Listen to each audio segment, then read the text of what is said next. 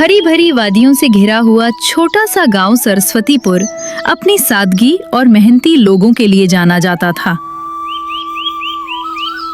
मिट्टी की खुशबू, बैलों की घंटियों की टनटनाहट और बच्चों की किलकारियां पूरे गांव में गूंजती रहती थी।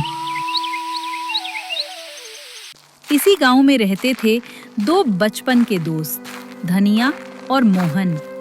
धनिया एक गरीब किसान था, पर मेहनती और ईमानदार। दिन रात खेतों में पसीना बहाकर भी उसके घर का चूल्हा कभी-कभी मुश्किल से जलता था। उसकी पत्नी सविता उसे हमेशा हिम्मत देती थी। दूसरी तरफ मोहन था, चालाक और लालची। वो बिना मेहनत अमीर बनने के सपने देखता और हमेशा किसी शॉर्टकट की तलाश में रहता।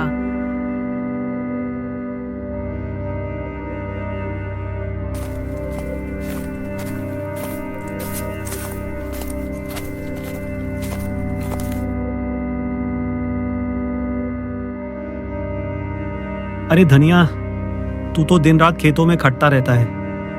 क्या मिला तुझे अब तक? वही टूटी झोपड़ी और 2 वक्त की रोटी। मोहन, मेहनत की कमाई भले कम हो, लेकिन चैन की नींद देती है। लालच कभी सुख नहीं देता। ये तेरी बेवकूफी है। देखना, एक दिन मैं बिना पसीना बहाए अमीर बन जाऊंगा। दोस्त, मेहनत का कोई शॉर्टकट नहीं होता। जो जल्दी अमीर बनने की सोचता है वो अक्सर मुसीबत बुलाता है।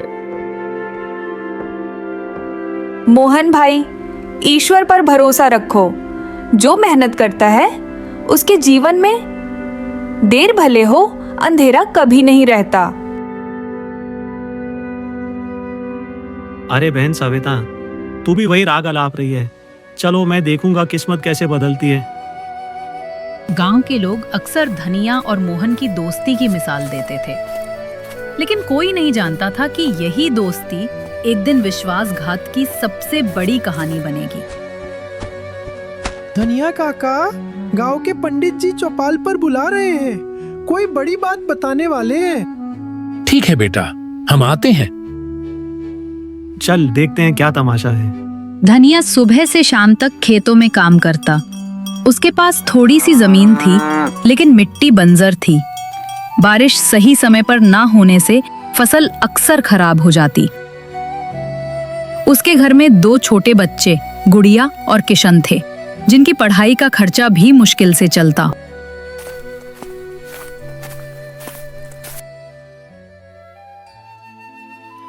बाबा, तुम रोज इतना काम करते हो, क्या हम भी कभी अच्छे घर में रहेंगे? हाँ बिटिया, मेहनत का फल देर से सही, मीठा ही मिलता है। पर इतना पसीना बहाने पर भी घर में दाल सब्जी जुटाना मुश्किल हो रहा है। ईश्वर की यही इच्छा है। हम मेहनत करेंगे तो रास्ता खुद खुल जाएगा। उधर मोहन मेहनत करने से कतराता था। वो छोटे मोटे धंधों में चालाकी से फायदा उठाने की कोशिश करता। अरे मोहन, ये कैसा नाप है? आधा ही रस दे रहा है। अरे भाई, ये तो आजकल की माप है, सबको यही मिलता है।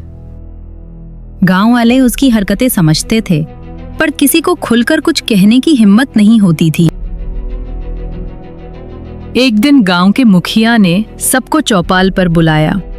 भाइयों और बहनों, इस साल बारिश कम हुई है। गांव में अकाल का खतरा है। हमें मिलकर अनाज बचाना होगा। ठीक कहा मुखिया जी। ये मौका है। अगर अनाज का जुगाड़ कर लूं तो सबको ऊंचे दाम में बेच सकता हूं। मोहन, ऐसा मत सोचना। भूखों को लूटना पाप है। तू अपनी फिक्र कर, उपदेश मत दे। एक दिन धनिया खेत में हल चला रहा था। तभी उसके हल की नोक किसी कठोर चीज से टकराई। उसने मिट्टी हटाई तो एक पुराना सोने का घड़ा निकला। अरे, ये तो खजाना है, पर मैं अकेले इसका क्या करूं? सुनो, इसे गांव के मंदिर में दान कर दो या मुखिया को सौंप दो। हाँ, सही है। ये धन गांव का है, अकेले हमारा नहीं। मोहन को जब ये बात पता चली तो उसकी आंखों में लालच भर गया।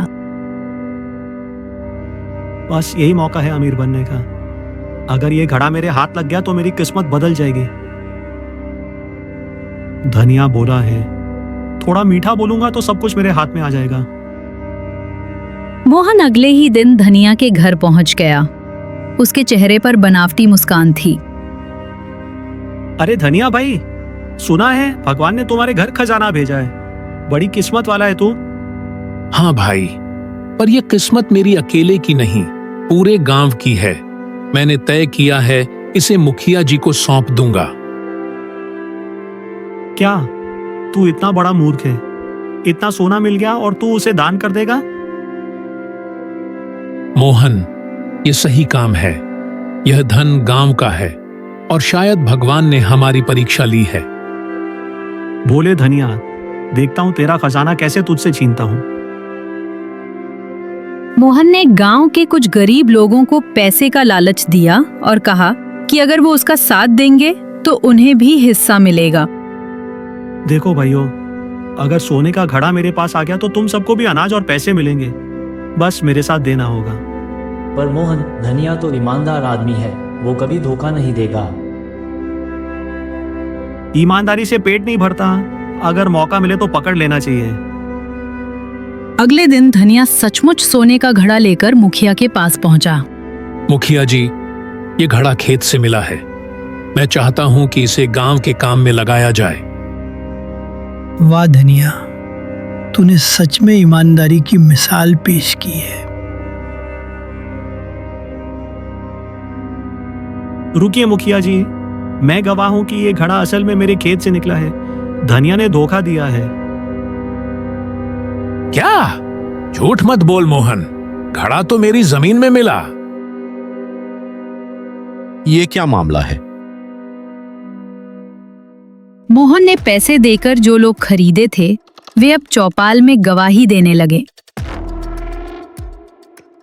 हाँ मुखिया जी, हमने खुद देखा था कि मोहन के खेत से ये घड़ा निकला। धनिया ने धोखे से इसे छुपाया। ये सब झूठ बोल रहे हैं। भगवान कसम, मैंने कभी धोखा नहीं दिया। सच क्या है ये समझना मुश्किल हो गया है। मोहन और धनिया के बीच विवाद इतना बढ़ गया कि गांव 2 हिस्सों में बंट गया। धनिया जैसा ईमानदार कोई नहीं। नहीं, मोहन सही कहता है। माँ, सब लोग बाबा को झूठा क्यों कह रहे हैं? बिटिया, सच्चाई को साबित होने में देर लगती है, पर जीत हमेशा सच की होती है। आखिरकार मामला नजदीकी कस्बे की अदालत में पहुंचा। अब देख धनिया, तेरी ईमानदारी का क्या हाल होता है। मोहन, झूठ ज्यादा दिन टिकता नहीं। धनिया ने भगवान से प्रार्थना की कि सच सामने आए।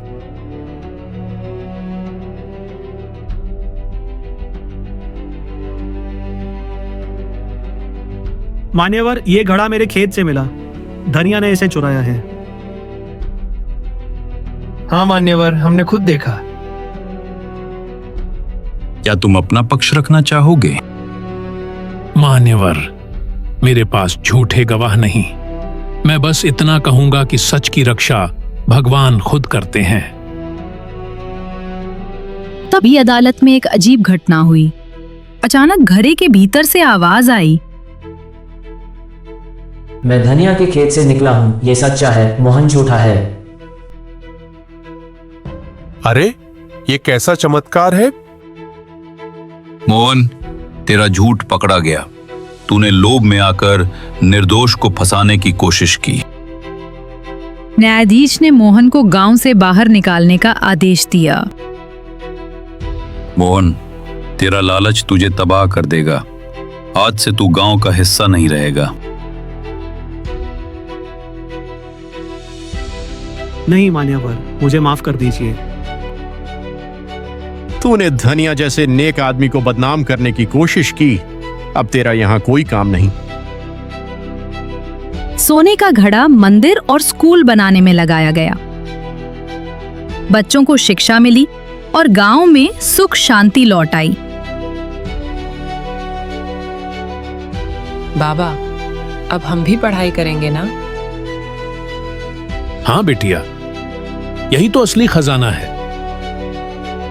गांव से निकाले जाने के बाद मोहन अकेला भटकता रहा। उसका धन भी लुट गया और दोस्त भी छूट गए। काश मैंने लालच ना किया होता। गांव के लोग अब बच्चों को धनिया की कहानी सुनाते कि कैसे एक ईमानदार किसान ने लालच और धोखे पर विजय पाई। याद रखना, लालच की सजा हमेशा मिलती है और सच्चाई की जीत निश्चित है। बाबा, आज तो सचमुच हमारा गांव सबसे सुंदर लग रहा है। हाँ बेटिया, क्योंकि यहाँ अब धोखे का नहीं, सच्चाई का राज है।